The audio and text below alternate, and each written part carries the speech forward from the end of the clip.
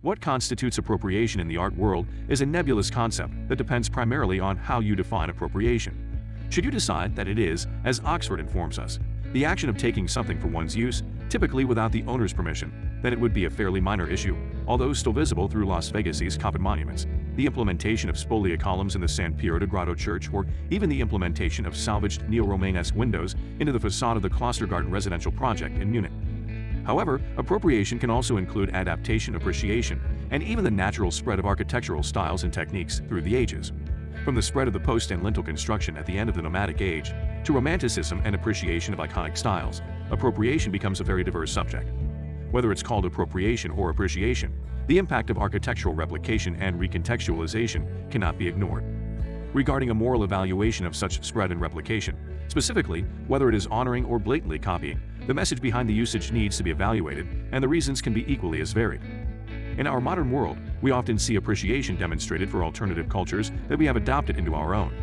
This can be seen in the yoga instructor who utilizes Hindu expressions without practicing the religion, or the adoption of Japanese Zen gardens into contemporary public spaces in American cities. Their reasonings can certainly be shallow, such as gaining profit from the draw of tourism at popular heritage and monuments.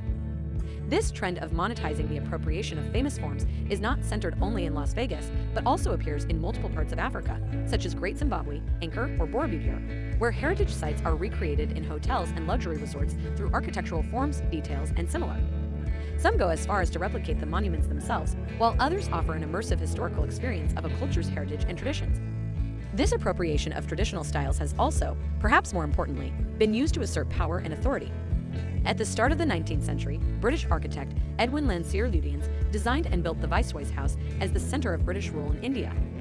While the initial, egotistically all-European architecture was overturned, the palace was designed to convey dominance through appropriation of local cultural styles. Using aspects of Indian architectural language, along with the incorporation of local Indo-Saracenic motifs, the realized design appeased the people by referencing and implying respect for their culture. Over a century later, when Rajendra Prasad became the first president of India, the building was renamed Rashtrapati Bhavan, the president's house, reappropriating it as a symbol of Indian independence, reclaiming the traditional Indian architecture back into its origins. The Shayad-Ariyamher monument in Tehran also used traditional elements to convey a political message. First built to celebrate the Great Persian Empire, the monument used a combination of pre-Islamic and contemporary design elements, connecting the past through a symbolic gate leading to a bright future. Following this message of hope, the monument became a symbol of the People's Revolution. While the government tried to push the monument out of public awareness, renaming it the Azadi Monument in the early 2000s, with new governmental changes, the monument became the symbol of a new, beautiful Tehran, nostalgic of the city's past glory. Similar architectural appropriation for the purpose of forming cultural connections can be seen throughout Europe. For example, the spoliate aesthetic formed in 7th century Italian maritime cities when they used European Romanesque forms and decorative elements to balance Eastern architectural traditions, indicating Western superiority. The Santa Maria e Donato was designed a la Byzantine, but with Western improvements, which also served to connect it to War I relics housed within, and emphasized by the effect of spolia, repurposed stone taken from its original archaeological context, asserting dominance as the spolia became part of the European-style architecture. The San Piero de Grado Church also uses spolia columns and Islamic relics, adding authenticity and creating a link to the other locations while keeping the sanctity of the Italian location. Even Athens used spolia similarly, by proudly displaying spoliate marble from Persia in the North Acropolis while acting as a war memorial and a symbol of their triumph. Spolia can also be a link to a country's own history, rather than to a conquered culture. What we now consider classical architecture was at the time considered the height of style and civilization, creating an association of the style with refinement and power.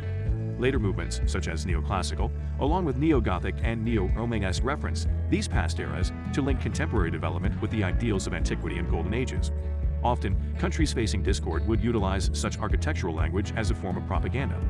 Disturbed societies often romanticize the past, such as a medievalism movement finding hope in re-envisioning an idyllic past for empowerment. Norway, upon regaining independence in the 1800s, used medievalist architecture to link themselves to the Scandinavian golden ages of independence, implying the return of that power, romanticizing past glory. The aesthetics of Norwegian medieval architecture, like the Gullstave Church, act as examples of the glory of the Viking-led Golden Age. This desire to create a link to the romanticized times appeared in architecture, such as similarities between the Gullstave Church and St. John's Church in Bergen, built in 1888, even though the latter was adapted with the addition of neo-Gothic elements and modern materials. Appropriation like this was done due to a yearning for times of medieval innocence and virtue in the late Ottoman, enhanced by the modern sense of history, with awareness of change and a sense of loss due to modernizing reforms. To date, we still hold a strong association with architecture and our history. Following Hitler's use of classical, Babylonian, and neoclassical styles to display his power through Nazi pageantry and propaganda in the Zeppelin Field building, Germany in the 1940s faced debate over the usage of historical architectures as they rebuilt in the aftermath of World War II. It was believed that rebuilding identically would be dismissing the horrors of what had happened, while changing everything would be losing centuries of history, proving the importance of architectural history in sustaining culture and tradition, as well as how effective architectural styles are at conveying messages. The Neuss Museum was one result of this debate, appropriating the old, now destroyed forms, but adding modern elements and symbolism to the renovated designs. Appreciation does not always have to be in ancient sites. We can see a prime example of it on the UC Davis campus. One of our most important buildings is the Mondavi Center, iconic through its large white canopy that welcomes visitors and claims the surrounding area as its own. Also sponsored by the Mondavi family, the neighboring Manetti Shrem Museum followed with similar glass siding and, by appropriating the white canopy into an undulating, dynamic version, exemplifying the changes of a decade while creating discourse and unity between these two buildings in the echoed forms. Architectural adoption continues to the modern day in every aspect of our lives. From newly constructed neo-Romanesque plazas in Italy to the neatly replicated glass siding of most skyscrapers built since the UN building of 1951. American government architecture has for centuries followed neoclassical trends to evoke the dignification of that period, such as Monticello, the White House, or the Sacramento Capitol building, all made to look like ancient Greek temples. While appropriation is visible in some form or another throughout most societies during history, with various cultures and intents, there is a common thread in the desire to connect with some other form of existence, be in the past or from an ethnic tradition. Because built space is intrinsically tied to our daily lives, architecture has become one of the most prevalent ways to provoke thought and feeling. Whether you call it appropriation or appreciation is up to you and your understanding of the context, but the impact of architectural replication and recontextualization cannot be ignored in its prevalence nor effectiveness.